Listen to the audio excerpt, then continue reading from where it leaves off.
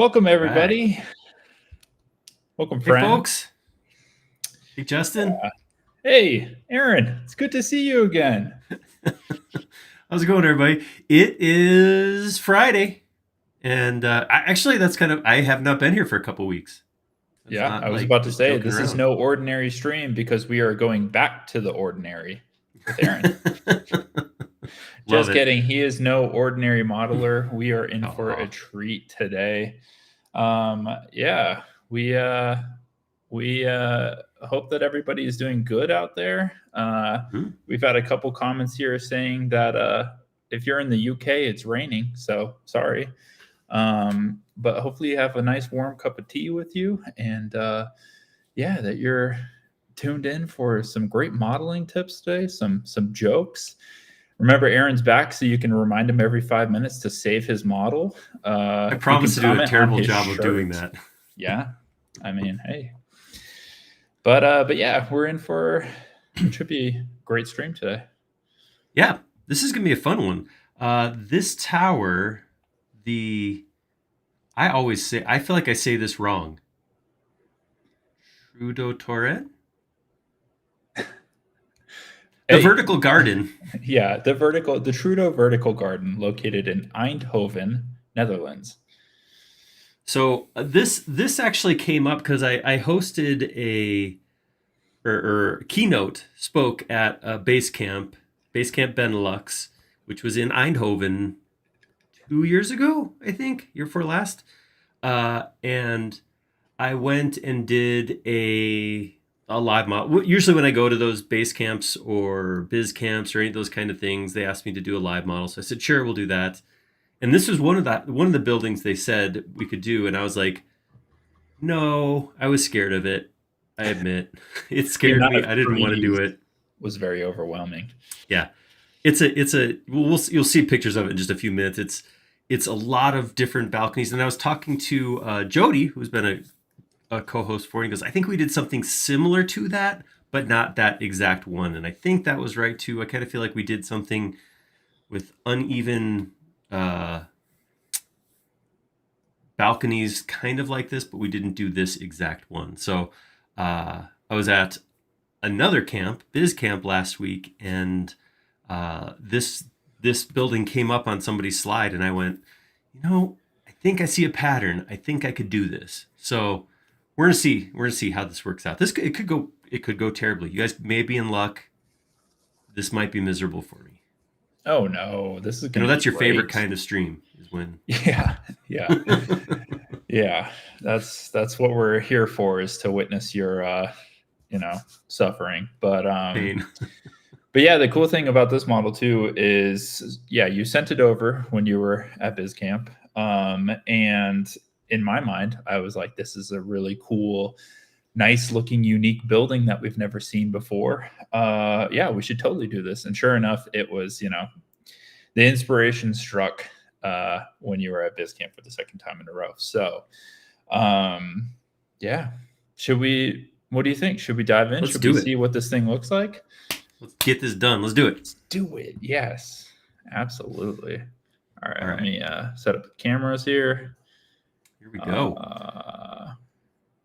All right. So as there we go. We flew in over there. I'm just gonna drop in this first image. Stand up. So Wow, this look is at the that. tower. Yeah. So it's got a lot going on right off the bat. Yeah. And one thing that is cool about this tower that I think is worth mentioning is that the builder of the tower reached out to us as soon as they saw on the forum that we were going to do this, and they provided tons of floor plans and 3D models and sections and elevations. And so we got the files.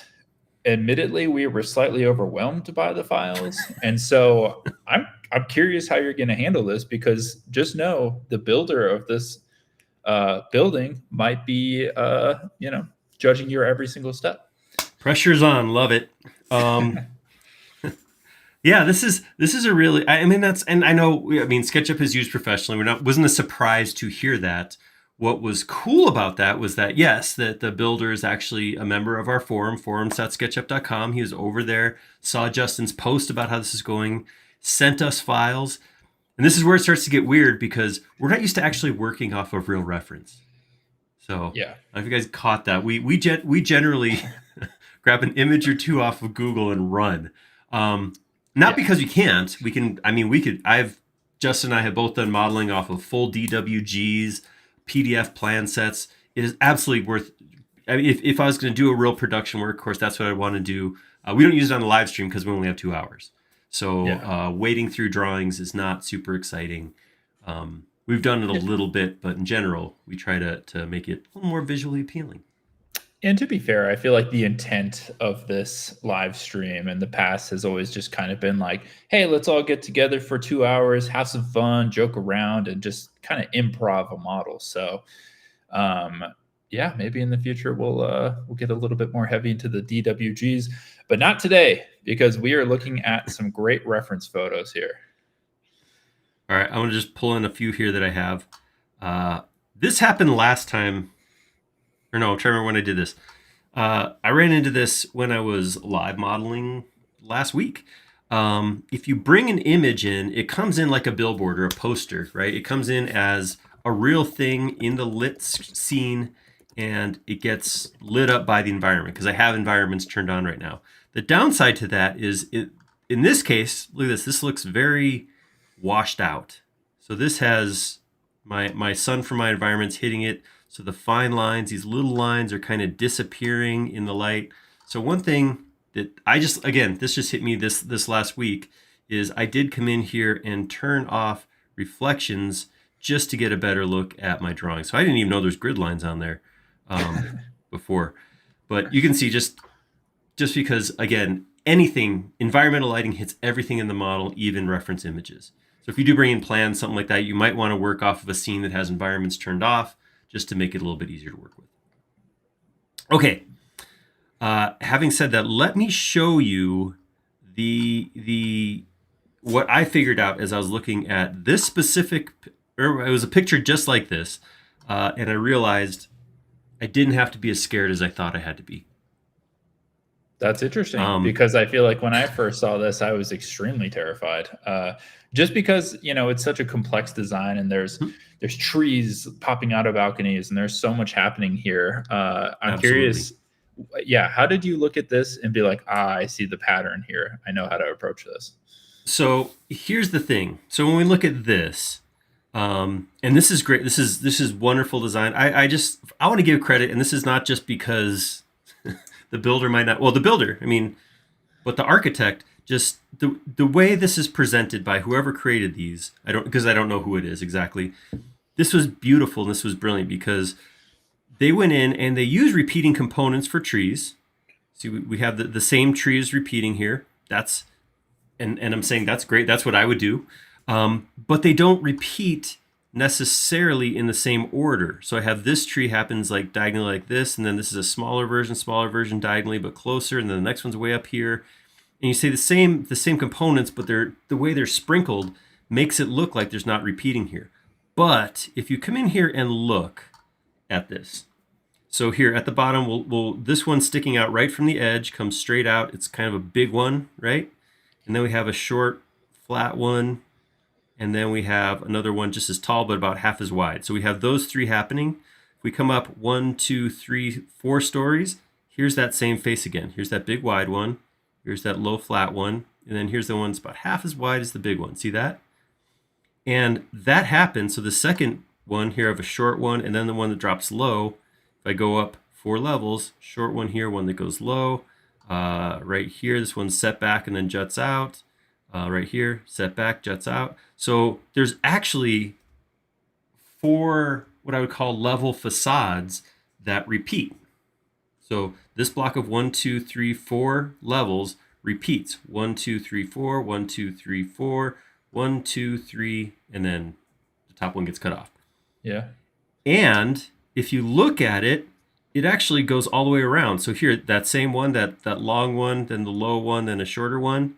Right here, long, short, low. So really, because of component modeling, all that I really have to model is this set of 4 facades, and then that can repeat all the way around the 4 sides and then repeat up to the top of the building. So when I say it's way simpler than I thought, it's not a cakewalk. It's a beautiful design. And again, if I say something like, I found an easier way to model this, this is no shot at the beautiful, intricate design that was created. I'm saying that I figured out how to, inside of SketchUp, make this less painful than I originally thought it was going to be. Because I was scared of this. I was like, I'm not doing that. Because this was offered to me, and then I ended up modeling a different model that looked like, or a building that looks like an atom. And anyhow, it was a different model. Yeah. I like that you have taken something that, at a first glance is very complex and figured out already. How can I turn this into components, repeatable patterns, instead of, taking every single balcony and modeling it? Yeah, I'm curious. Are you gonna create a center for the building that has all of the glazing, and then create balconies that jet out, or how are you thinking about the structure here?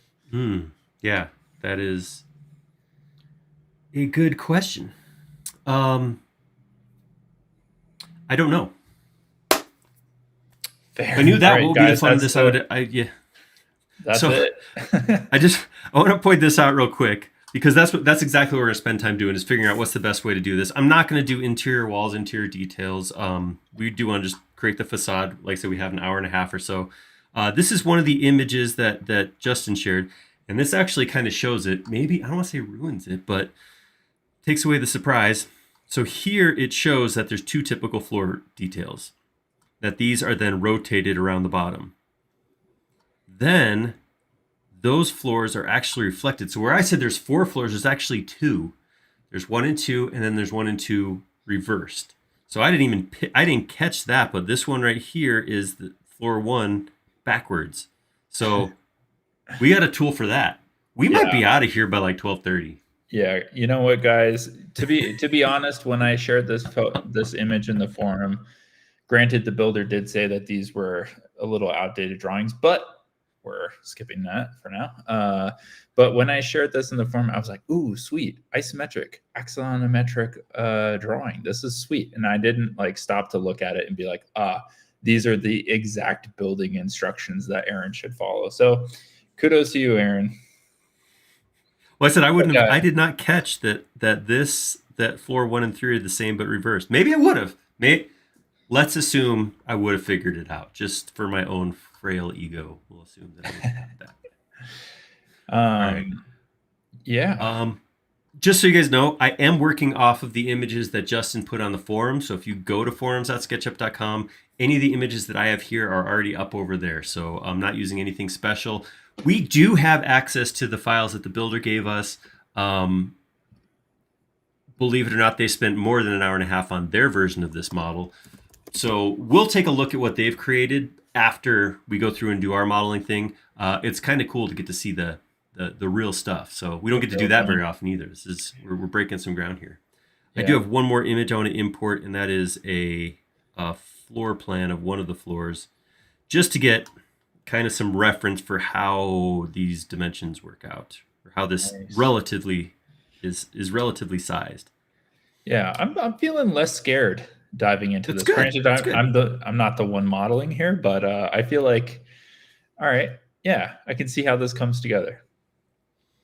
So this even gives us scale, because I do have a grid on here, and if you see when I zoom in, it says that this is a 3 millimeter grid. So that's something. It sure is. That does not help very much. But it gives us a chance to start modeling from an actual reference piece. So if I look at this, I want to look at this and see what these... So I have this larger piece and then these 2, basically just planter boxes, I guess. Let's see what floor that is. I believe that is level 2. This is the dropped section. This is this piece right here. Yeah, so we're looking at this. So this is level 2. And level 4 reversed. I'm going to start with this. And again, I would love to be able to scale this, but Yeah, it looks like Egyptian hieroglyphs. 3950? I don't know. I can't. So I don't know what that number is. So I'm 3756? I think 3750. 730. Yeah, 3750. Let's call it. Okay, we'll just say that. So I'm going to put a line right here, from here up to here. I'm going to grab these two, the image and the edge, and put them in a group together. That way, I can enter this group and I can scale that to 3750 millimeters. Whoa, I'm short of 0. No, that's right. Millimeters. And then that's going to scale just what's in here and not the rest of my stuff. So Nice. there we go. All right, so let's work off of that. So I'm going to get level 2, a facade for level 2 made from this drawing. That's really the only thing we're going to use this for. It's just a frame of reference for this. And then we're going to infer based on that geometry how the other pieces should go together. So I'm going to come in here. I'm going to start right here. Take an edge all the way across to here. I'm going to draw an edge like that and then take that and rotate that to 45 degrees. And I'm not really concerned about the structural posts, to be honest. I just want to know where the inside of this edge is, this wall. So that's right there. And then I'll rotate that also 45 degrees. All right, so oops. So there we have 1/4 of a piece of wall. While we're in this 2D drawing, I'm going to go ahead and trace these out too. I'm not quite sure what I'm looking at here. So I'm just going to draw the shapes and then kind of try to work backwards into what exactly I made after the fact. Yeah, I think that's a commendable approach. I feel like sometimes I try to understand what's like happening in the building design too early on, and I get frustrated and lost before I've even put any geometry into the SketchUp file. I completely understand. I hear that. I've been there. Sometimes you got to model first and think second. Yeah, which I think, hey, that could be a good T-shirt. There you go. Speaking of T-shirts, I want to call out this amazing gift I received. This was from Justin. No, I'm just kidding. This was from my amazing wife. We were in Barcelona doing some sightseeing, and she knows, obviously, about my enjoyment of shirts like this, so she got me one. So, never had one that said this before. Yeah, it's a great shirt. Let me share some fun facts about this design while you're sifting through this. So one thing that's really cool about this building is that it is one of the first real high rises in Europe that combines affordable housing with sustainable architecture. It is 19 stories tall and has 125 apartments. They harvest rainwater, and it has a irrigation system that goes through all of the balconies. But the cool numbers here are that there are, and again, I'm not entirely sure, but I think roughly 135 trees and over 10,000 plants on this thing. I mean, come on, that's amazing. That's impressive. But yeah, you have to imagine that with that many plants, it's you're getting some nice fresh air. Yeah, I think that's pretty incredible, because I think everybody's talking about sustainability, and it's an amazing movement. I love the idea that you know, we could be more intentional about designing buildings that are, a part of the environment, that engage in it that way. I think that is super, super cool. Uh, and I'm just excited to see more and more of that, as we move forward, because I think it really is cool. Yeah, and another cool thing about this design too is that it basically is combining a lot of elements that have been prefabricated, so it comes together more cost effectively, quicker. Which, I mean, to be honest, that's kind of what you're doing here with these components. It's kind of like a prefabrication of sorts. That's right. You're doing the thing. We're doing it. We're doing it. All right. So I accidentally put that inside the group, so I just took it out, and I figure since we have something actually made, it's a good time to save. So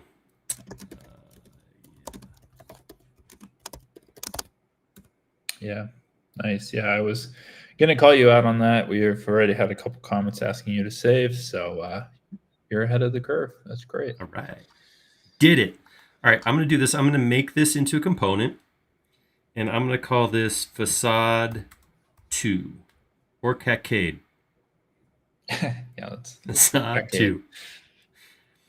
And because it's a component, I can grab a copy of it, bring it over here, and work with it while looking at these guys over here. So turn on X-ray, just make it harder on myself. Yeah, so as I look at this, I was a little confused about how the windows and stuff work, but I think this is making a little more sense. So this piece right here, this goes up. Let's see. Let's look at this real quick. Again, I don't have scales for a lot of stuff, so I do a lot of things like this. So if I bring this up, and then here's the top, here's where the window ends, here's the bottom, and then so about there is where. So what I can do is create this. Right, so that's just a reference I pulled right off of this teeny tiny reference image. And then I can come in here then, come into this, and I could scale this up to be a full floor height. I don't know what a full floor height is. It's probably learnable. It's probably something that can be gathered. But in fact, if I understood, I could probably use the dimensions, the millimeters, the increments of measurement. But I'm going to go ahead and come in here and say that this is like 11 feet. So I'm just going to say scale. Oops, no, measuring tape. Yeah, I'm trying to. I see a lot online that it the whole tower is 75 meters, so 400 or 246 feet tall. And keep in mind that it does have 19 floors.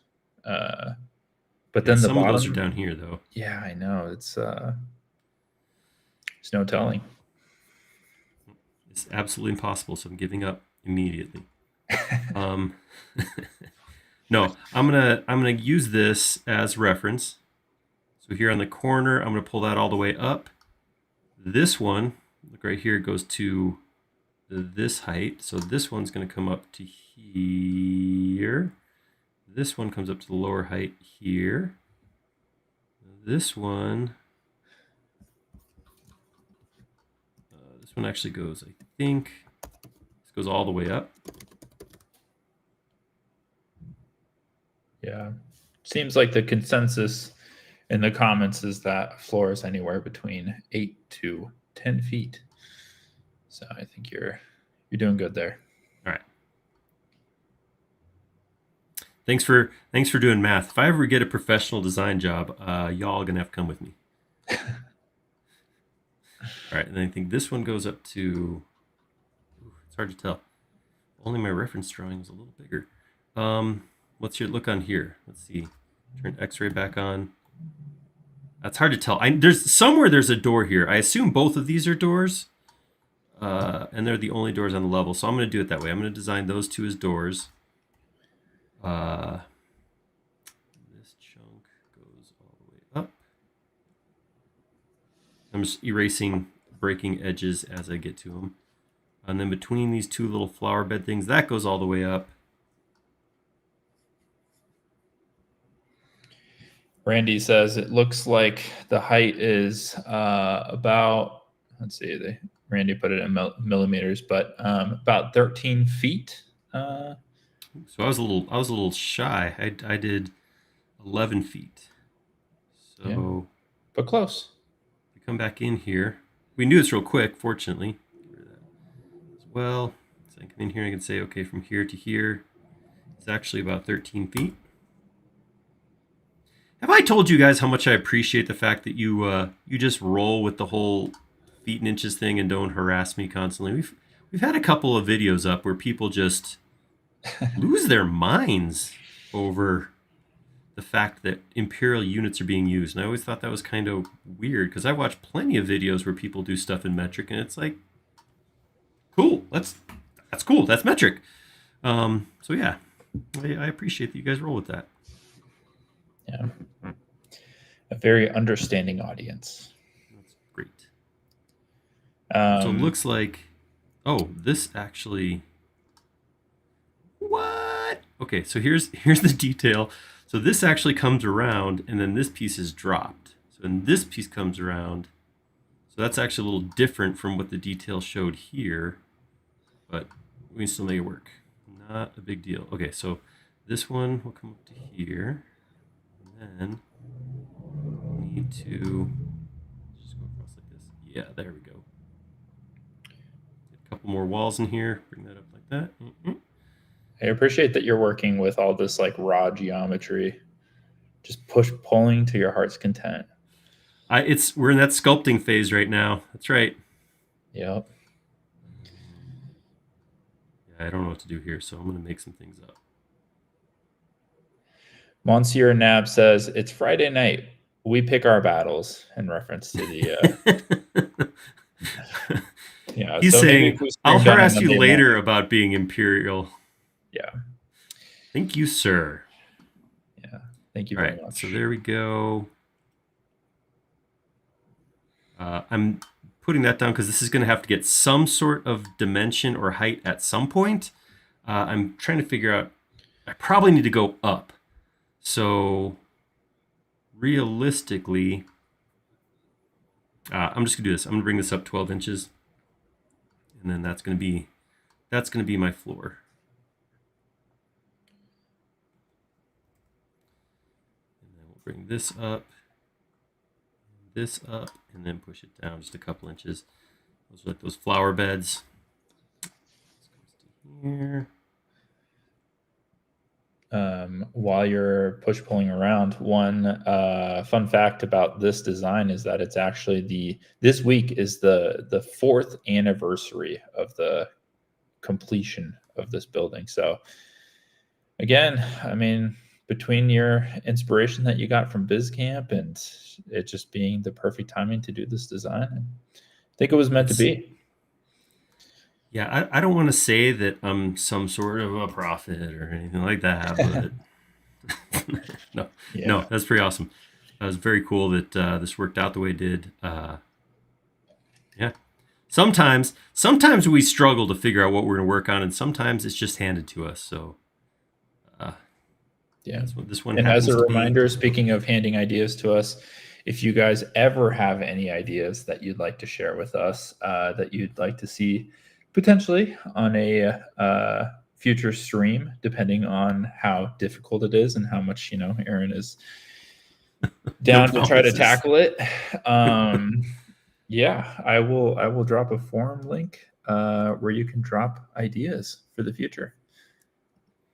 All right, I am going to cut one corner, and that is with this glass. I am just going to put in single pieces of material like this to represent glass. I'm doing it at the middle of the wall. I want to get that recessed look, but I don't want to spend time building whatever mullions or whatever stuff like that would need to be there, just to keep this simple. Because I know I was joking about how this is pretty much done, but it's not really pretty much done. Close-ish. Yeah. Yeah. Give or take another hour plus work. Are you gonna close up all of the openings on the bottom of this model, or is that a future? I think problem? so. I think I can keep this nice and solid as I model it, Nice. which is not, of course, a requirement, but I've noticed it's kind of a challenge amongst the modelers I know. Is like, can I do that? Oh, look at that! Look how easy that closed up. I mean, yeah, obviously. Yeah, look at that. So easy. Don't act surprised. Yeah, there's been some interesting comments in the chat here. I think, and I'm curious too. But a lot of people are saying, given that this building is, just rounding out 4 years now, I imagine that the trees that are on the balconies and some of the vegetation will keep growing over time. And I'm curious, from a structural standpoint, how these things, will stay supported over the longevity of the building. So maybe there's limits to how big the trees and the vegetation can become. But That is a great question, because I would imagine, I mean, there is options when it comes to trees. There's multiple tree cut types out there, but I wonder if they intentionally made stuff that needed relatively shallow roots, where the yeah, trunk wasn't going to get bigger than, so large. Because yeah, you put a big old oak tree in here, and it's going to cause an issue in another 10 20 years. So I would be hopeful that somebody was conscious of that. Yeah, so we just completed a floor. We just completed floor 2. So I'm going to make that into a new component. I'm going to call this... Actually, I'm going to call it floor B. Well, if A, B, C, D, and A, B, C, D will repeat on the different floors as they go up. All right, so that is done. Now what I need to do is I need to use this and this picture right here, right there, to make a new floor. So this is going to be weird. I'm going to take and explode this. How to do this? So I have some stuff I can reference here. Wait, actually, undo that. I'm going to take this. I'm going to copy this up to here, because you'll notice that this lower floor and the upper floor do play together. So you can see like this column continues down through both. This section, I think, comes down. I don't know, it's hard to tell.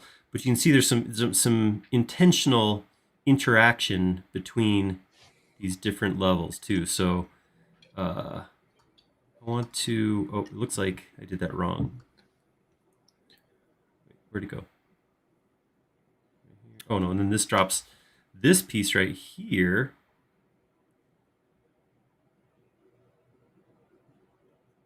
Actually comes down low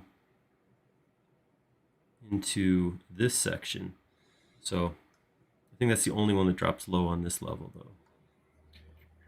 yeah, I feel like one thing that I really love about watching you on these streams is that there's so many different ways to approach a design. Because I mean, like, I've done streams with you in the past where you have done like a match photo in situations where, like, I feel like I probably wouldn't have done a match photo because it was just so complex, and you pulled it off. But here with this nice isometric diagram that you have, I think you could have. It is a very different way of modeling for sure. Yeah. Very cool.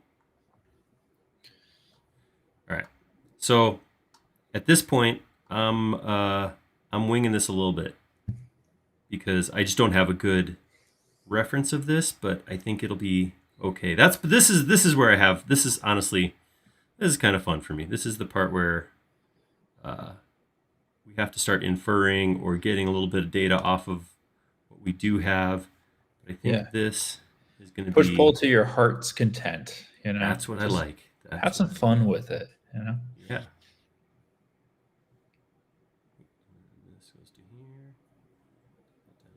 Put that down there. Take that down there. Clean that up. Clean that up, clean that up. And I think that gets us kind of what's going on right here. But it actually looks like it comes out even further than this one. So I think what we can do, I'm going to drop this down like this and then just push this back, get that face out of my face. And then I will go up here, grab this, and pull that out extra, because it looks like it comes out extra. Same thing here. That gives us, I think, this all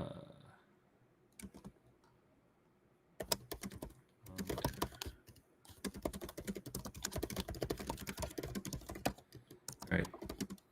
I think I'm gonna do the balconies and then come back to trying to figure out where the windows are. So over here we have a box that comes out. Again, some of these it's kind of hard to tell on some of these, like where, this looks like this is just another planter with a small deck next to it. So I'm gonna use this geometry right here. I'm gonna temporarily group it, drag it through here, explode it, maybe do a quick cleanup right here, and then Yeah, I think you're much more comfortable with raw geometry than I am. I'm grouping everything all the time, always. there's nothing wrong with that. That is probably a smart way to do it. Oh, it's not actually to the corner. It's I put it against the corner. It's actually about halfway in, right about lined up, maybe a little over from the overhead piece. Okay, so this, I'll just go ahead and group it again.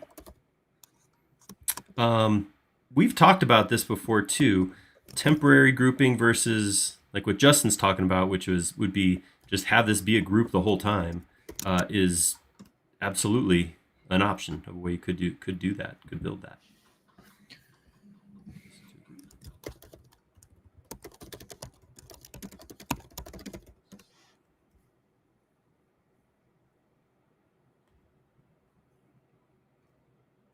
There we go. And if I had done that, if I had grouped my walls separately from my balconies, some of this would have been easier to do. I'm going to edit this. Take this over to here. Take this out to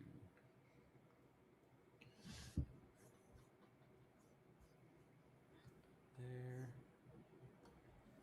Push this back to here. Pull this down to here. And then explode that. When it explodes, it's going to go back. The geometries can connect together. I did not get an intersection right here because these are two faces crossing, so I want to be intentional to break that. Oh, and because this is still exploded. Or is not exploded. There we go. Seal that all back up. Oops. Yeah, that's pretty cool. All right, so we got this piece, and now we got one more chunk in the middle. It kind of looks like it repeats this same piece over here with a larger balcony and then like a little tree ledge below. So we'll do that. I think what I would probably do in this case is maybe just delete that altogether so I can get one clean facade like this. And then like that. Nothing's clean though. There's no such thing as a clean facade. No, I'm just kidding. It's not too bad. I draw a line there, draw a line here.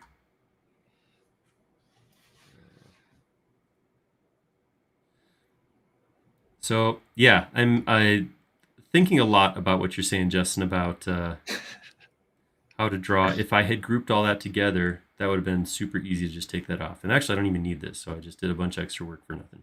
Hey, we all have our different approaches. But see, this is another thing. Is like I kind of see that as like a quick jigsaw puzzle. Like it's kind of fun figure out how those pieces go back together. So I don't never mind when that happens, to be honest. Maybe I should be more intentional about some things. No, I appreciate that. I feel like as soon as like faces are missing in my models, I'm just like, let's throw up the hands, go grab another cup of coffee, take some deep breaths. Oh, Yeah. Yeah, I see that.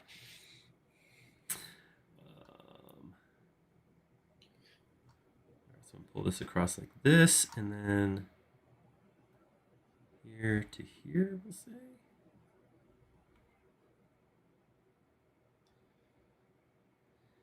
Push pull Sweet, that. yeah, I'm going to inference this over here because I want it to be the same height as that. Oh, this is yeah. coming together. It's coming together. I know. I was about to say this looks fantastic. I think this is the furthest that I've ever seen you get into a recent live stream without adding some type of material.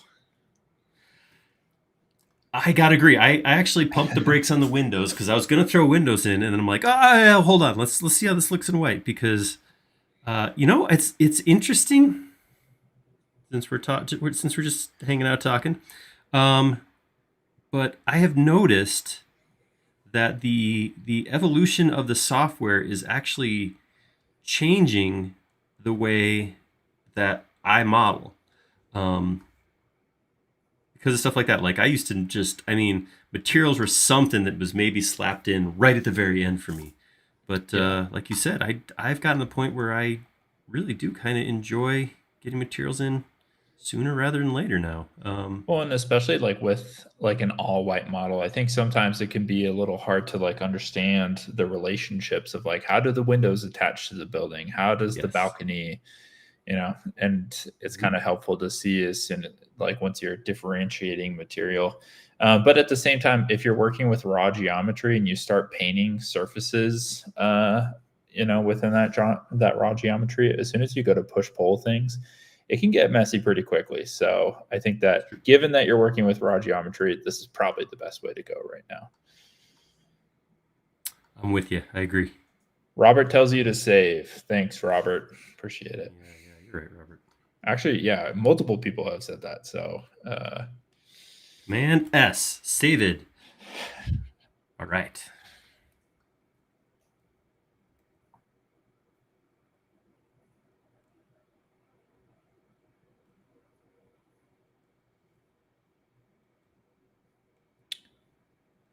nice. I feel like you're making light work of this part of it. I'm curious when you're going to start to, put some vegetation in there. You're going to draw some trees from scratch. You're going to pull some 3D warehouse content together. Well, there's a couple things I was thinking of doing. Um, None of which I've actually figured out yet. So something will happen at some point. I'm just realizing the spots that I did not get right. Wait a minute, that doesn't make sense. Oh, some of these are low with glass handrails. Look at that. See that? Nice. Oh, okay. I did not know that. Put this down low like this.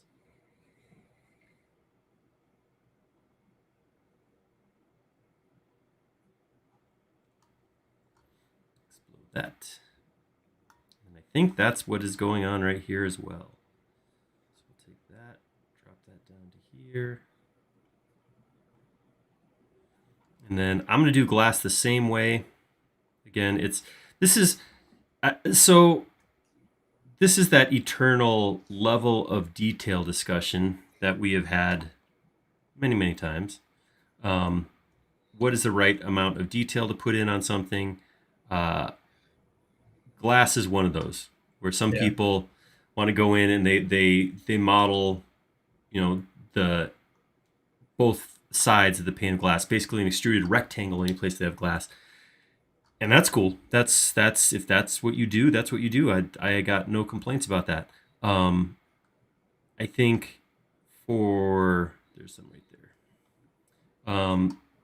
For what I'm looking at here, that explains why this was the way it was, because this drops straight down.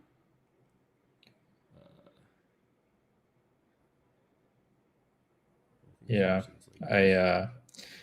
I used to be in the camp of adding thickness and adding multiple panes to Mm-hmm. windows and whatnot, and I felt like sometimes it just got overly complicated.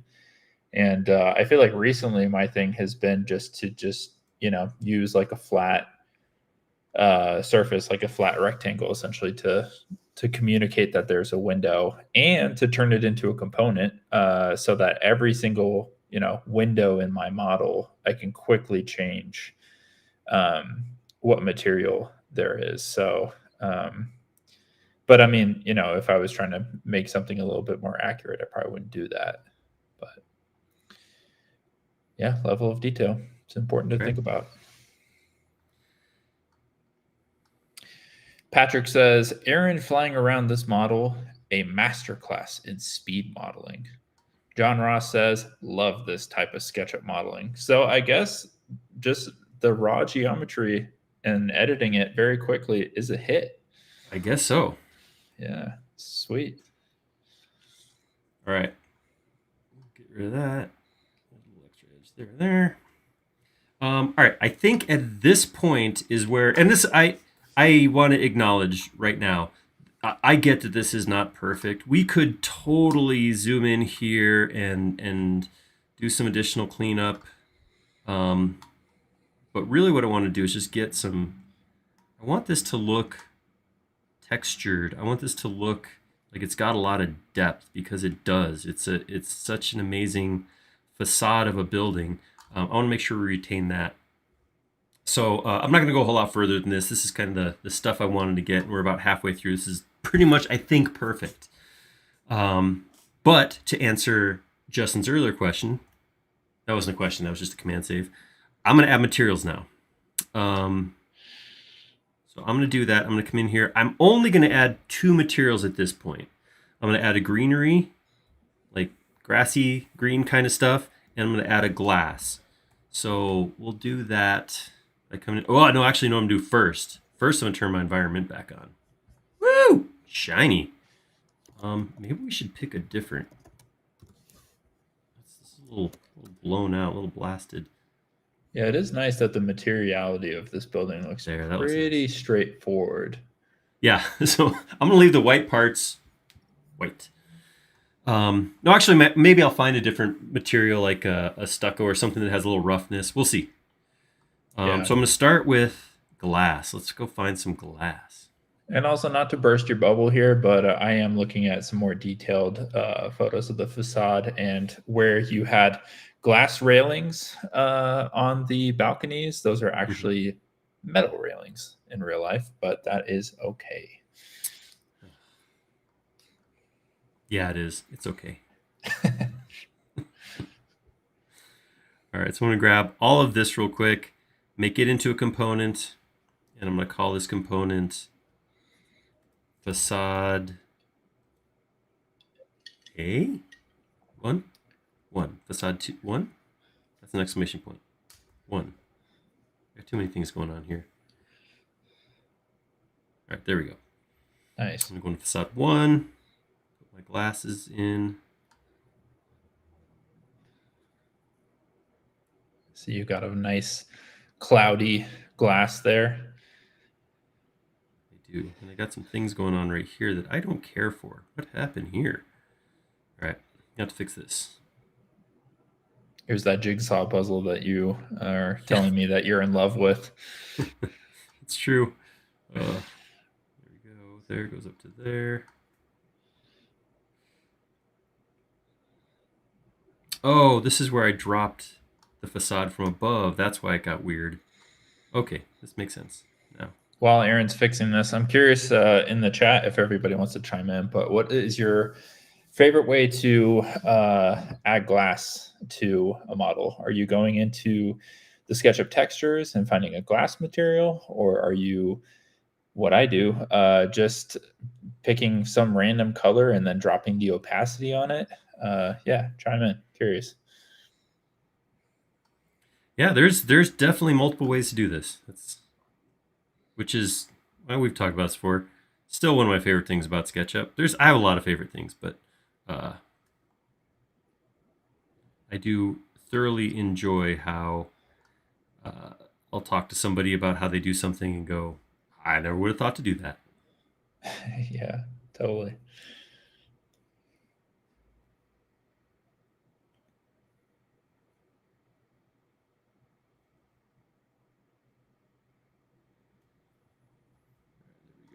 Like you're doing some complex surgery here. Shouldn't be quite as complex as it is, but it's yeah, struggle a little bit.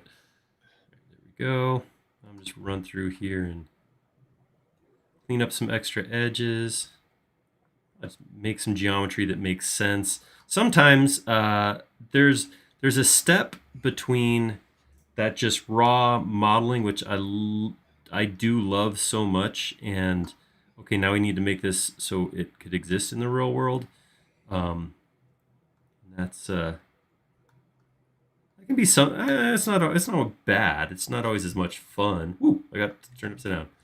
But yeah, this part's good stuff. Yeah, this Good is stuff. the good part. Oh, Damsky on YouTube has a good call out. If you're ever using a rendering engine like V-Ray or something like that, you definitely want to make sure that you're adding a little bit of thickness to the glass. You're going to get a much better result that way. Good. That's a great call point. out. Studio RT And this would be says the same thing. So all right. So what this would be easy enough because I'll come in here. We'll just do it real quick. I'll pull this in. I don't know what, 1/2 inch. It's Sure. safety class. And we'll do the same thing here. Whoops. Yeah. And that way it doesn't really affect how it looks, but then yeah, that's a good point. It will render better. Good call. Thanks, guys.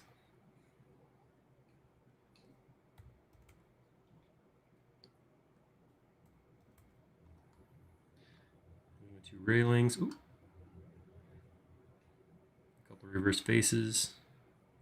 Have you ever figured out like a really good and quick way to reverse all the faces? Is it like align faces, or is there an extension for it? So one sec. Brain just shut off because I had geometry I didn't know what to do with. Yeah, it's fair. It stresses me out a little bit too. What did I do here? Sometimes I'm just such a joy to clean up after. So yeah, there is a feature, a command to orient faces, and it's okay. It does a good job if you're doing a good job solid modeling. If you're not solid modeling, what? I caused myself a problem. Here's what I did. I need to do this. View, component, edit, hide rest of model.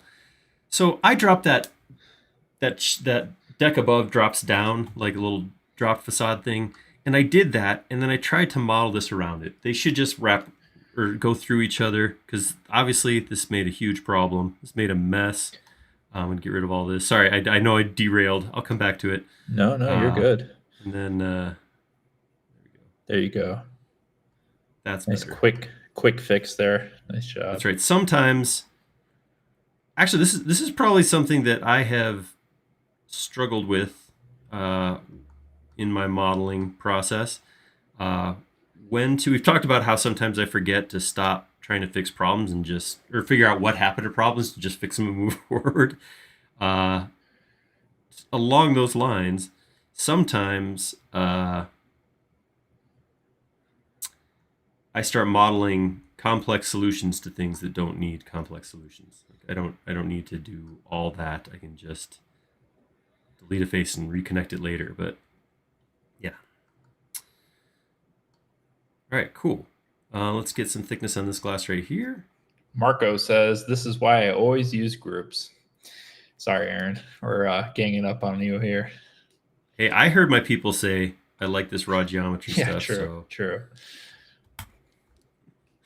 No, absolutely true. There's definitely, again, depending on what I was using this for, I would be grouping more. The reason I like this sort of being able to model with the geometry like this is just because it saves me from having to go in and out of components all the time. So each of these are components. I mean, I didn't totally blow that off, but yeah, it's not quite the same as I don't have each of these walls the way they probably should be. Yeah, and I mean to be fair too, like I mean you're looking at a couple diagrams and reference images here, and I think the intent is to just kind of like push and pull until you Right. get a result that looks similar. But if you were modeling and you wanted to like pull this building apart or like make design changes in the future, then that's a different intent and you might want to use like groups and stuff, but Absolutely. we're having fun. This is a Friday live stream, we're just modeling. It's the end of the week. Yeah. No, and I think that's absolutely true. There is sometimes a little bit of a gap between production work and what we do here. I think what we do here could be considered design practice, maybe. Yeah. So here, this was a perfect example of what you're talking about. In putting thickness on here, it got confused by what was inside and outside, and it reversed a bunch of stuff. So there is a command where I can select and say orient faces, which should go through and try to make this a solid and make all the outside faces the same as the one I'm clicking on. So let's see, orient faces. All right, so it did an okay job. Yeah, decent. I can see some of the pieces on this side maybe got reversed. So I might have to come through here. And the problem there is not that it didn't do a good job. It's that I didn't give it good geometry to work with because, again, I'm not modeling with solids in a way that makes it easy for SketchUp to identify what's inside and what's outside. And I suppose I asked this because I'm a SketchUp rookie here, but is there like any like real rationale for like why you would want to orient your faces the right way other than like it being a slightly different shade of whatever material you have? Like are there like real modeling implications? Rendering becomes an issue because same as having thickness for faces, insides and outsides do matter a lot of times for rendering. It's less so than it used to be. I know it used to be kind of disastrous to have an inside face going the wrong way, but that's definitely a piece of it. You want it to go the right direction for that. I think the other thing is just, I mean, some people will argue all day long that it's just a cleaner way to model. And Right. I won't argue with that. You can use things like solid tools, report volumes if you have a solid model. If you don't have a solid model, then obviously you can't do those things. So there's definitely arguments for it. I would have a hard time saying, don't worry about it. If I was doing the best possible modeling I could, I would have every piece a separate component and have them separate solid component. Yeah, totally. But, you're getting a lot of love here in the comments for this way of doing things. Marco says, your workflow is kind of relaxing, more like sketching. We agree. That's what I was going for. All right, so I just completed what I'm going to call floor A. All right, and I'll take floor B and set it on top of floor A. Sweet. Nice. Yeah. There you go. Don't forget to save now that you've made all this beautiful progress. Great idea. Then I'm going to grab both of these, option copy them up like this. And now what I got to do is I got to make mirrors of all these. So I'm trying to think of the best way to do this. You know what? Here's what I'm going to do. I'm not going to do that. I'm going to grab these two and make a copy of these. And then I'm going to grab both of these and make them unique. I'm going to grab this one, change it from facade 1 to facade 3, and this one from facade 2 to facade 4. I'm going to grab both of them and use mirror to flip them horizontally. Then I'll grab both of them again, option copy it over here, rotate. The same way I made my floors before, but this time with both of them. I'm going to scoot it over here so I don't run into other stuff. Copy that option. Ooh, this is a good call out from Patrick on YouTube, but he says, Aaron, remember to add a floor on the inside. Otherwise, the windows are just showing an open building. Yeah, I caught that after making those other two. That is an excellent point. All right. Fortunately, Easy enough to do. We'll have to make 4 rectangles. But we'll copy it, so we'll only do it once. All right, so I'm gonna take this one now, and I'm gonna say this becomes floor C. And then up here we have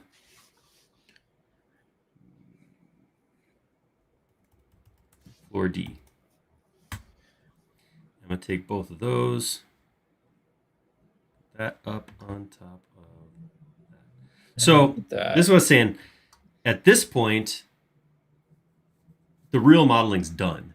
So this point, this will get copied up, and our whatever dozen floors that we have that are of this kind are pretty much finished. So this is going to go quick from here on up. But because it's and it's this is just intelligent design as well, because you can see I created 2 facades, and those 2 facades became 4 full floors fairly quickly. So great use of components by the original architect. I don't know if the architect was using SketchUp, but they could. They did a great job. But yeah, let's throw a floor in here real quick. So I'll come into this one. I'm just going to do a rectangle on the floor like this. On the floor, on the ground. And then I will pull it up to here. And we'll triple click, make it a component, call it the floor. And there's a couple things I'm gonna use this for a few things. But yeah, so I'm gonna Control C that, come into the second floor, paste that. I commend your willingness to name components. I feel like I never do it, and then the models end up being a mess. Hey, it didn't happen overnight, Justin, I'll tell you that.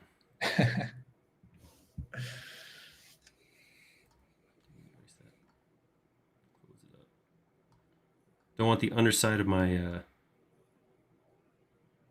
stuff showing. Hey, that's how the drainage works between all these balconies. Sorry, downstairs guy. Fortunately, it really is as quick as that. I will have to do that twice, though, because my reversed floor is a separate component now, because I flipped it. So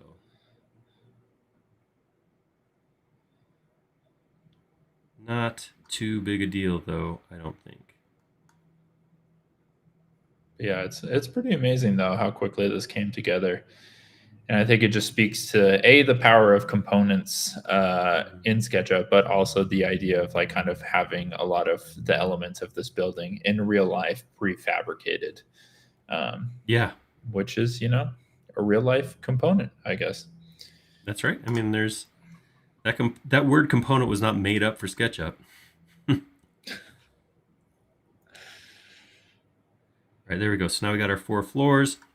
Nice. So now I really can grab this and option copy this up here, 3x, and I mean, our tower is coming together.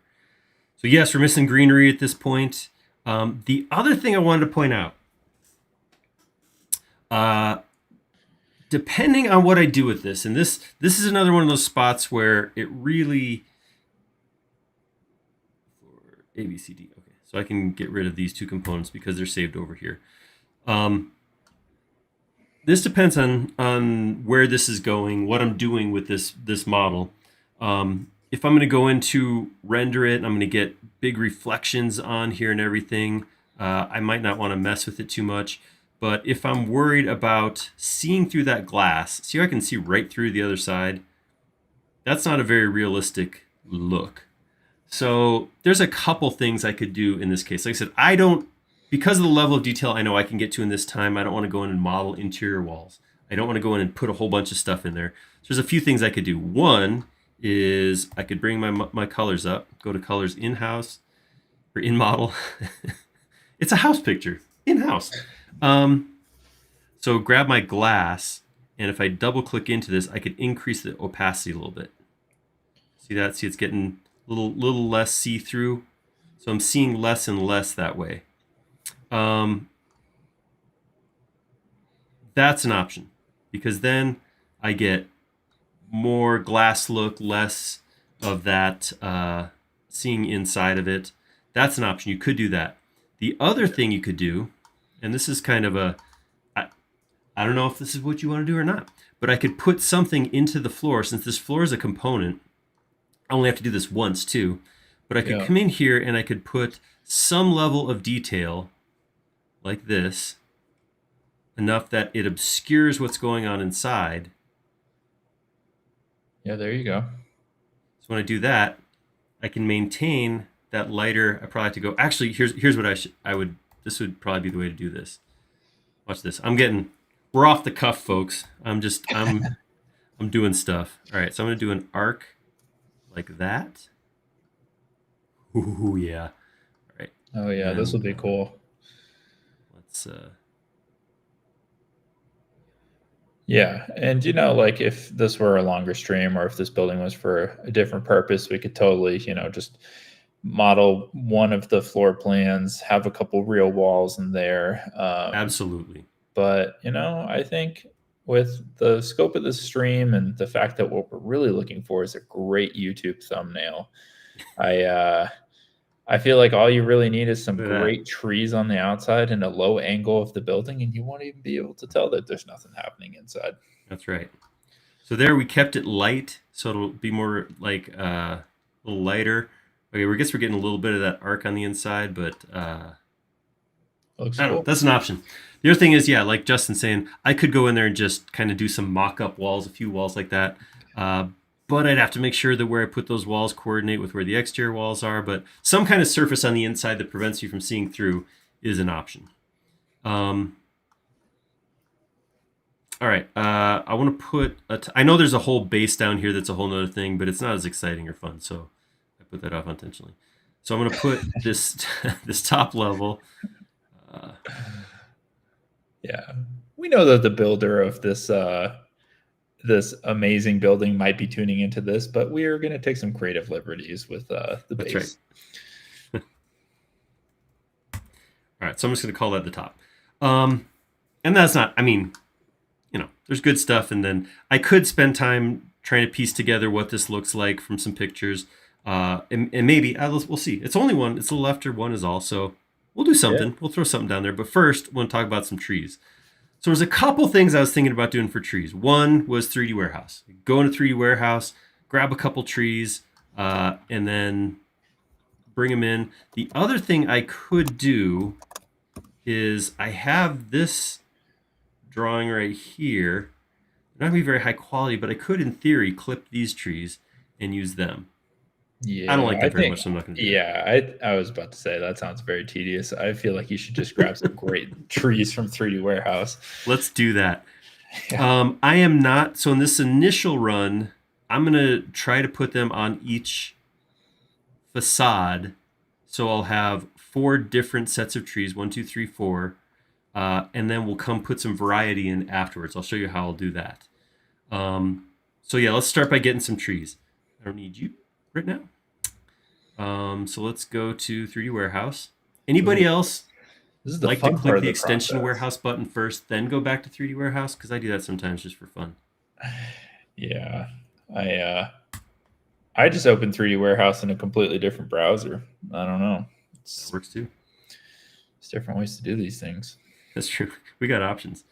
Are you gonna go 2D or are you gonna go 3D and really, test 2025?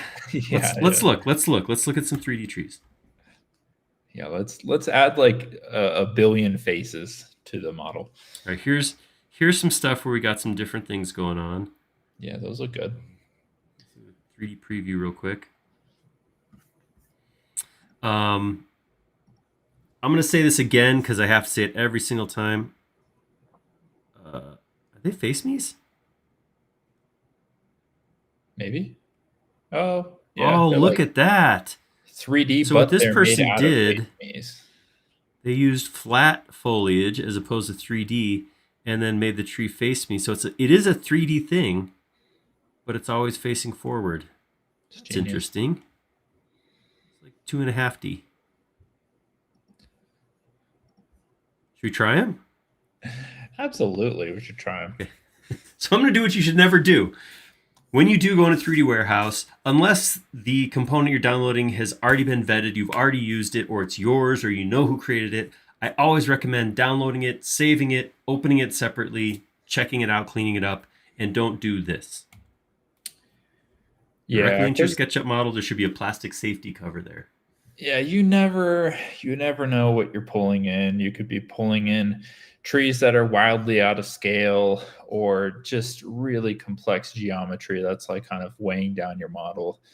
Best practice, open it up separately, clean it up if you need to, clean up the tags if you need to. And wow, that's Oh, you know what? I did something dumb there. I I took the whole thing and scaled it, so I had some issues with component scaling. I'm going to start by exploding. But yes, everything Justin's saying is spot on. Trouble is what happens when when you don't download it separately. So I think I'm going to do this. I'm going to grab one of these and I'm going to temporarily stick it right here. And now I'm going to go into it, select everything, get the rest of my model unhidden, and then scale that down. I was about to say that's a big old tree. Yeah. Marco on YouTube asks, which Mac do you have? Everything moves so smoothly. I have a 2023, I think, Mac, so a couple years old, and it's stock. There's Yeah. nothing special about it. I think I do have 32 megs of RAM, but other than that, it's just the same old thing. So All the high-powered laptops went to the video portion of our team. that's right. They don't not even laptops. They have to use desktops. Yeah, they have the spaceships. So one of the things. So what I was talking about earlier was this component has layers like an ogre. It has a bunch of different pieces and components. So when I scaled it on the outside, there was an issue with the inside scaling, the outside scaling, like messing with each other, and that's how come I ended up with kind of a mess there. By doing what I'm doing now, I'm actually rescaling this all so that it's the right size. And I'm going to make some of these are bushes, so I'm going to try to use actually a couple of my trees as bushes. I'm putting each of these once on the model just to scale it relative to the model, but I will add more once I've done that. So each one is just like this. Come in here, select all, scale, way down, move it back so it's in a relatively reasonable place. Should work. But yeah, hopefully nobody's hearing anything we're saying as don't use 3D Warehouse. 3D Warehouse is an amazing tool to use. Oh yeah. I know some people say, oh, I model everything from scratch. And add to that, I just say, why? Because Yeah, I mean, I don't know if you've ever tried to model a car from scratch, but that is a quick way to make it look like it's a I don't even know what golf cart, just an Aaron live stream. like a Hot Wheels car.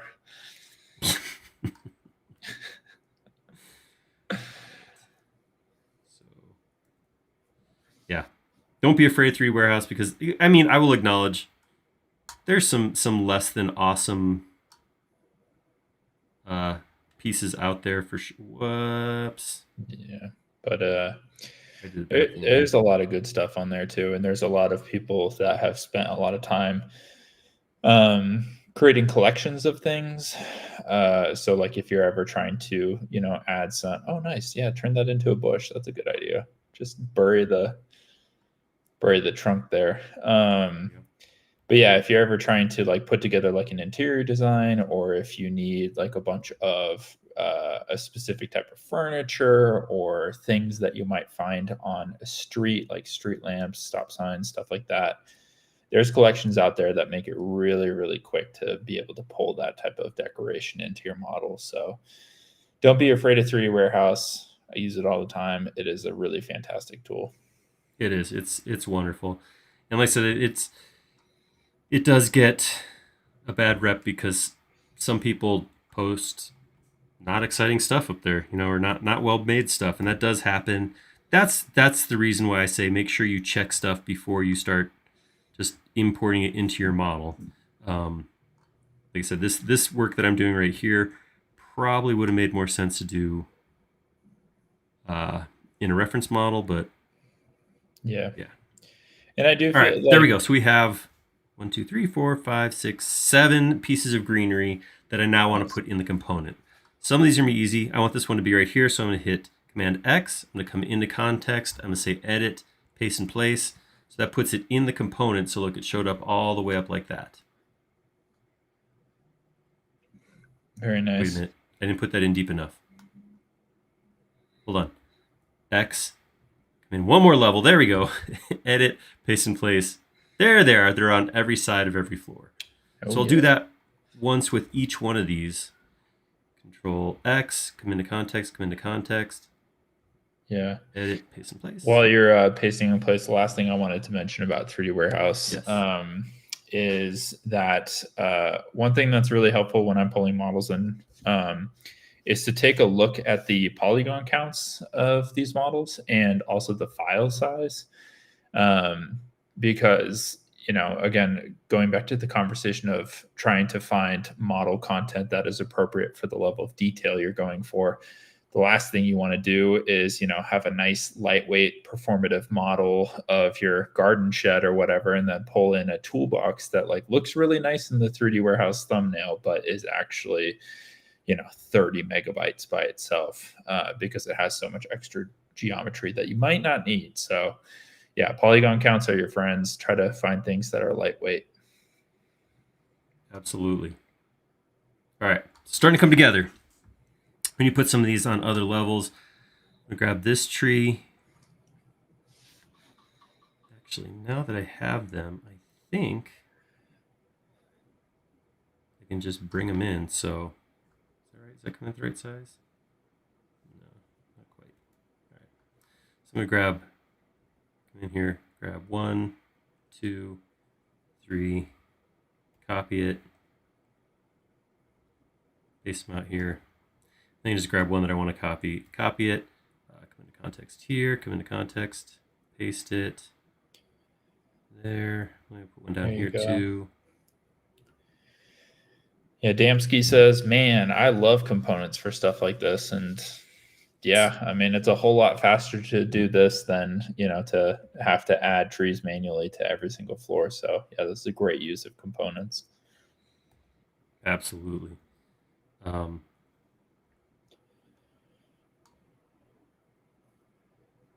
see, we also got a tree. Grab this one. Come in here. Put one right here. One right here. And then we'll do some bushes, same thing. My bushes, aka my mini trees. Copy 2 of those, Control C. Come out here, paste them. Yeah, because what is a tree really without a trunk? It's just a bush. It's a short bush, yeah.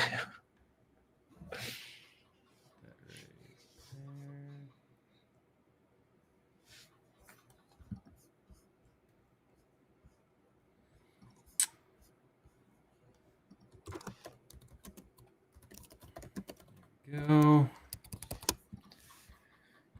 here, drop one of those right here. There. So you can see as I do it, I just do a couple of them, and because of the components, it ripples right up. And because, here's the other thing, because 1 and 1 reversed are 2 separate components, they're not going to look like the same, just reversed. So I'm not going to see this pattern of trees go like this up the building, which would happen if I had those still reversed. So that helps a little bit. I'm going to do a little bit more too to that to yeah, you gotta add some more in there, because remember, the fun fact that I shared at the start of the stream is that the real building has over 10,000 plants. So that's I think I'm at about 100. Yeah.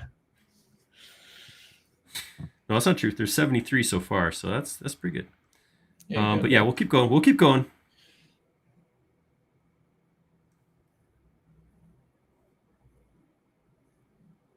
But yeah, this is looking good.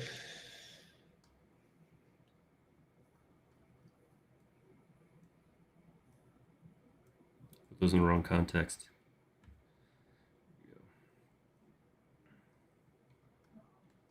Nice. Yeah, it's Come looking together. nice. So I have some empty planter boxes, and that just will not do. Whoop, something's going on over here too. I think I put some stuff in the wrong context. Cut that. There we go. This is a good call out, but Kegi says, "Get stamping, Aaron." And come to think of it, I feel like I hardly ever use the stamp tool, but I totally should. It's totally true. Yeah, old habits. It's hard to overcome them. Some of these I just put them in the wrong context.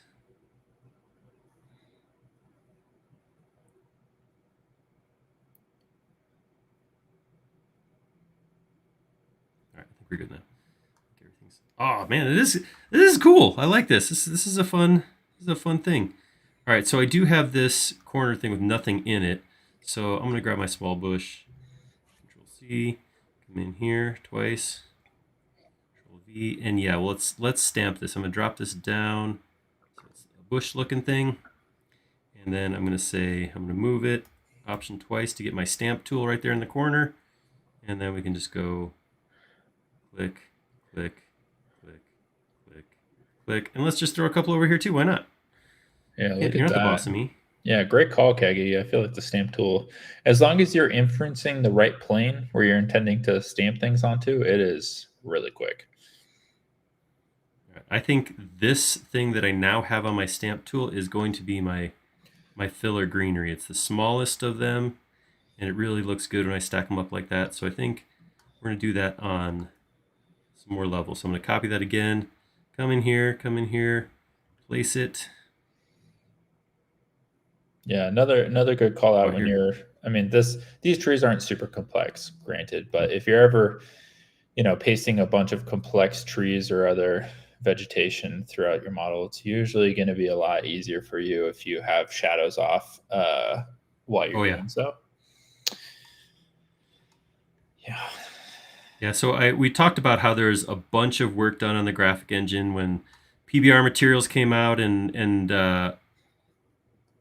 I mean, it's definitely, I've seen a huge impact on performance, which has been great, but shadows are not part of that work. So shadows are still the old engine. Work will be done on them. They will. I've heard they're going to get better, but right now, it is the same. They're calculated the same way that they were before. So this tree is blocking me. It's totally preventing me from. There we go. Yeah, we have a good call out here in the comments on YouTube to basically use. I've never heard of this extension, but the nroth lift entities plugin to lift plants out of components to randomize plants. And yeah, randomizing plants is a huge part about making something look a little bit more natural, especially if you have like a bigger landscape scene in your model. I really like using the random tools, and I'll throw a link to that in the comments here. But it's really nice if you have a bunch of components that you can kind of like place randomly on any surface in your model, and also give them different orientation and scale. And you can very quickly, with only a handful of components, kind of have something that feels like really natural and I guess randomized. Yeah, good call out there. Whoops. Whoa, save it. That's going to be an issue. All right. I'm just going to scale the bottom half of this component up.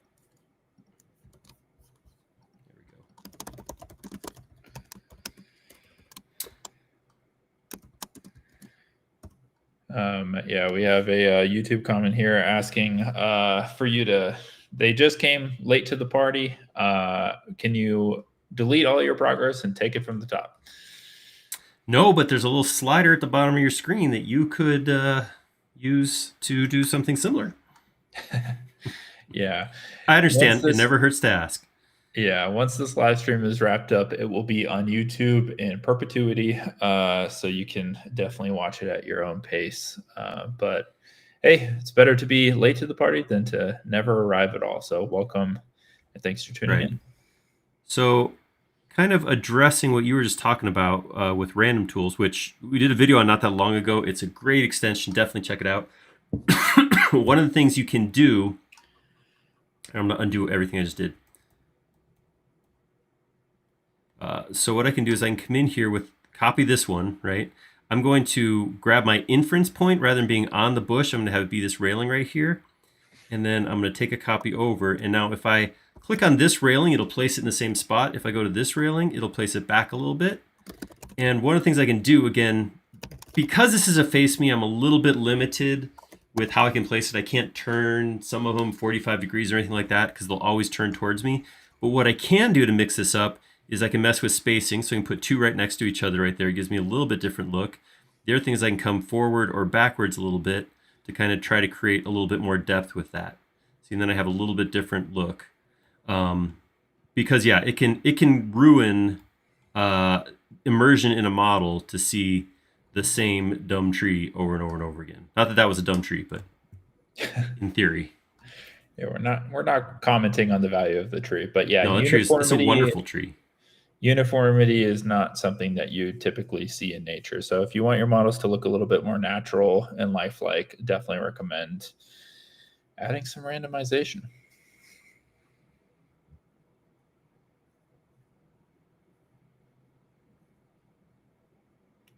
But yeah, this is looking good. Good call on the stamp tool, Keggy. I feel like this really, That's nice. yeah, it's nice.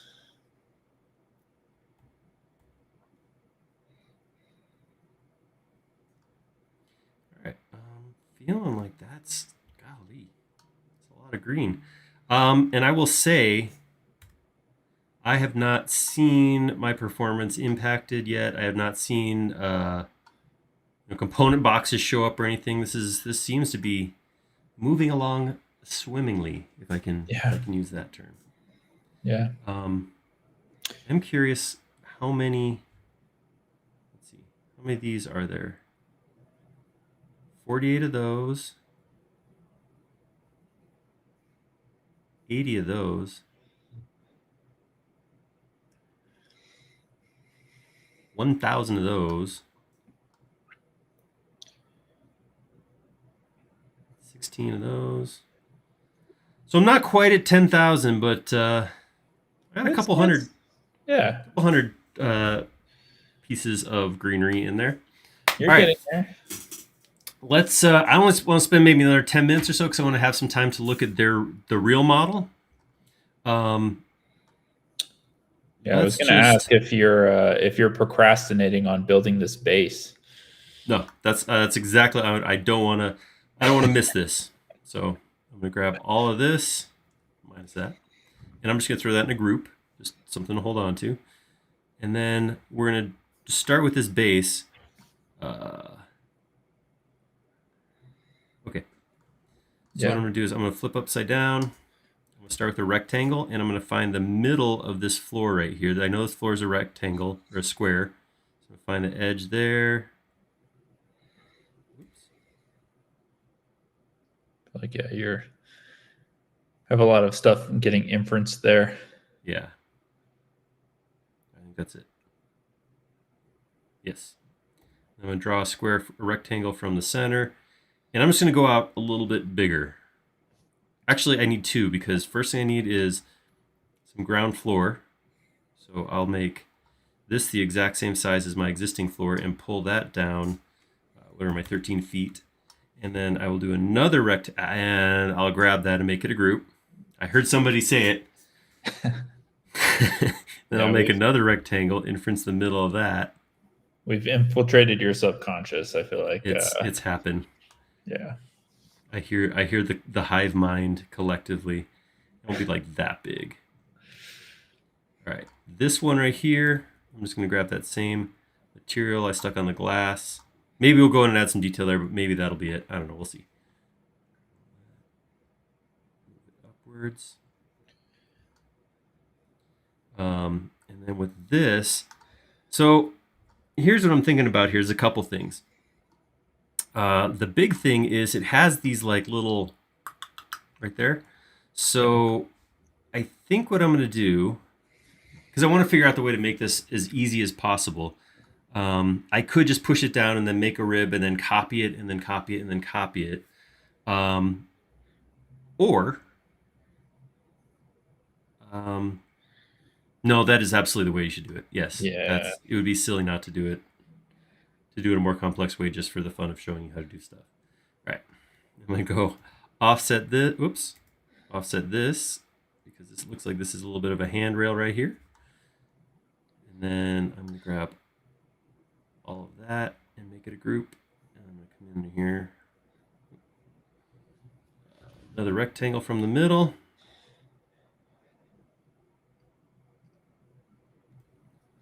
From the center. Pull that down. Nice. All right. Get that all above grade. And do a new group. So for those ribs, let's start by coloring all of this.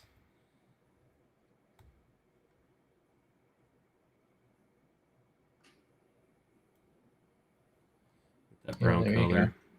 And then separate, I'm on the outside right now. I'm going to draw one rib. And pull that out. Here you go, talking about food again. How much for one rib? All right, I'm going to make that into a component. I'm going to call it a rib. And I'm going to take it and I'm going to move it. Option over to here. I'm going to divide that by 20. 60. Yeah, you're probably closer. Let's split the difference. 45. Oops, I divided by 45. Undo. Grab this. Option copy. Over to divide by 45. All right, I think that works pretty good. I'm going to grab all of that, make it into a group. And same thing I did before. I'm going to option copy this once, stick it right here, rotate it. Oops, wrong spot. Rotate it from here, flat. Then hit it with the flip. Yep. And grab, let's see, what's the best way to grab all this? Grab like this, minus this. And then I need a face to flip off of at an angle. So I'm going to come in here, draw a line like that, and we'll take it, rotate 45 degrees. And I just need a face. So I'm just going to make, I used to make these when I used the old flip command. Good stuff. Keurig flip, I think it was. But now I'm just going to grab that. I'm going to flip it. I'm going to flip it on. Option to make a copy. Nice. Yeah, I didn't think to create a face at a 45-degree diagonal there. That's do it once. Yep. Group that back up. All right. I like this glass, but I got that showing through and the flickering, which I don't like. So what I'm gonna do is I'm gonna come into this guy right here. Let's go view. Yeah, and that is called Z fighting. That is when two planes are directly on top of each other. And I think Aaron just created a video recently that talks about that. So definitely go check that out. There we go. So get that in there so we get the same thing. And yeah, there's all kinds of facade stuff happening down here. I'm just gonna go throw some dark colors down there. Yeah. Because for our purposes, we want to open up the actual 3D model. That's right. All of that was really just about getting through that so we can look at how it should look. Yeah. All right. There we go. I like it. Cool. I like the way it turned out. That turned out cool. I'm going to get rid of what? Here, let's get here, boyo. Yeah, don't get rid of yourself there. You can go hang out. Right. Where'd you go? Just right in the penthouse. Just right.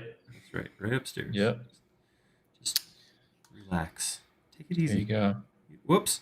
Ah, my legs. There we go. All right. Easter egg. Beep. Okay, so I'm going to get rid of all the rest of this stuff. Grab all that. Make it into one more group. Mm-hmm. I'm making up for my lack of grouping earlier. Uh-oh. There's a thing. Something in here is making stuff happen. My group is bigger than the bounds of my model. So something's happening. So let's see if we got hidden objects maybe. In geometry. Maybe it's So like one that of the means trees. one of the trees has a axes or something that's out here like crazy. So unfortunately, I don't know a quicker way to do it than to click through to each one, find it. Oops. Yeah. See if one of these has a bounding box that shoots off to the side or something. It shouldn't, because they're face me, so they're spinning around their axes. So it shouldn't have anything like that. Well, when you select only the top half of it, like that's all good and fine. So maybe just select everything in there and then copy and paste it into a new group. Yeah, here, let's. Yeah, see? Well, I don't know. It could be anything. Looks right. I mean, I don't see anything else out here. And this is all self-contained, so that means Must be, yeah, it's must be something. some at the base. Yeah. Here, let's grab these. Nope. Huh. Oh, I'm hey, you know thinking what? it's something with the trees. If I make these two in a group, does it do it? No, there you go. All right. Anyhow, yeah, let's turn off this stuff. Let's get rid of, whoops, get rid of hidden objects, get rid of hidden geometry. Let's go simplify or gray up our lines. Let's get some shadows on here. Let's make this look beautiful, and then we'll go hop over to Trimble Connect and see beautifuler. Yeah, nice work on this. You know, yeah, and look at that. I know the shadow causes performance stuff, but man, if that just doesn't look, it just looks good. So good. Look at that. Oh, just gotta love that. And then let's. I got distracted because I liked it. All right, let's go to styles. Let's lighten up these edges a little bit. So let's hide edges and just see how this looks. Just curiosity. All right, that's okay. I don't really love that look. Let's go into. I always think about this when I'm styling the models that we use for marketing, but I feel like the lines are like something that, you know, just feels so core and essential to SketchUp. So, but at the same time, sometimes the thick profiles that are, you know, all black can be pretty heavy. So what I like to do is just like go pick a line weight, make the profiles just 1x thickness. And then, yeah, like Aaron's doing, pick a nice light color, maybe like a nice medium gray, and boom, there you go. That's it. Look at the difference between those two. That looks pretty cool. Yeah, it does. Nice All work. Right. That's it. Thumbnail made. We used to make our thumbnails off camera. Now I like doing it with you guys because you can see that. All right. So I'm going to save that. And then I'm going to pull up my Trimble Connect window. This was shared from the builder. And just to show you guys, this was the model they made. And just to kind of give you an idea of what all went into it. So there's a lot of surrounding, some decent detail in what I'd call like entourage buildings. But yeah, look at this. So I'm also guessing, since the grid is over here, that they were actually responsible for more than just this tower, but the rest of this stuff was part of it as well. But yeah, here's that model. Looks fantastic. I feel like you got close. I'm going to point this out. Yeah, there's the metal railings. Only structural walls in this model. It looks like. Oh, maybe not. It's hard to tell. Oh, this is cool. Oh, nice. Yeah, we just got a comment asking. It's in the same town. Maybe you saw this when you were at the Biz Camp a couple years ago. But have you ever been to the Evo Lewin. It's like a nature museum in Eindhoven. Evo. Um, I have photos of it. Maybe we'll tackle it in a future live stream, but it looks like a really cool flying UFO, basically. Ooh. Yeah. So yes, thank you. Can you give a shout out to? I don't remember the username, but I want to shout them out specifically. Thank you for this. This is very cool. Very rarely do we get to actually see the production models that are related to what we just made. A lot of times it's because the things we modeled weren't created in SketchUp. The fact that this is super cool to be able to see like how that actually got put together. That is awesome. You can see all the trees on there. Got these kind of volumes for the trees in that clear green. So cool. I love this. Yeah, it's awesome. Yeah, other prominent architectural builders, take note. This is how you participate in live streams. This was really, really awesome to see this and to be able to, orbit around this model. It's saving me a trip from going to the Netherlands, although I really do want to go. So, but yeah, hey, Aaron, I commend you for being able to, Let's get this off the tackle screen. something. Can we do both? Something like this. Yeah. Share the screen. Yeah. I think you got really close. I feel like in the real model, it looks like the proportion of like the window on each floor is about like the same as the balconies. But other than that, I feel like you really nailed it. It looks really, really close. We came close. That was fun. That was definitely a fun one. I like I said, this building has come up before, and I ran away scared. I admit it, but I'm glad we did this because this is very cool and an amazing. Like I said, I almost feel like this was created to show how components can save you time and energy. Like I just feel like that's exactly what it did. Is it went in and go, okay, model this once, copy it 4 times, flip it, you've got 2 floors. That is super, super cool. I think that is just amazing. Yeah, absolutely. Yeah, very cool addition design. If you have questions for the builder that shared this model with us, you can find that in the SketchUp forum for this live stream. I will post a link to that. But yeah, I mean, huge thanks. I feel like Aaron said, we never really get to, see the actual models. We're usually guessing off very pixelated images. And so to see this and to be able to visualize in 3D space how it comes together is really amazing.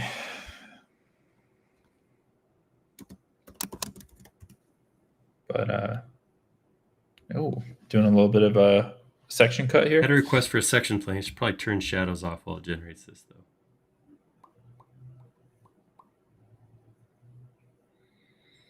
I think I might have pushed through too far. Because it's going to close faces, it's not going to be super exciting since my entire inside is a big chunk. But yeah, there we go. Ooh, that was kind of fun. Oh, yeah, look at drapes that opening up. Very cool. Yeah, because my big chunk on the middle, it's not quite as exciting. But yeah, awesome.